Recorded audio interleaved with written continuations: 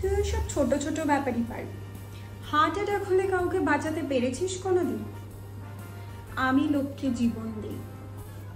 আপনার তো অসীম ক্ষমতা, মাথা ব্যথার ওষুধ খাইয়ে তো লোকের লিভার কিডনি সব খারাপ করে রেখে দিচ্ছেন। তাছাড়া তুই তো সস্তার মাল, টাকি। আমি অনেক এক্সপেন্সিভ। আমার তো কোনো এক্সপায়ারি নেই, একটু নয় লাল লাল হয়ে যায়। আর তুই তো 2 বছর, তার মধ্যেই সব শেষ। তোর তো দেখ বাজারে কোনো দর নেই, আর আমি সব বড় বড় হসপিটালসে অ্যাভেলেবল।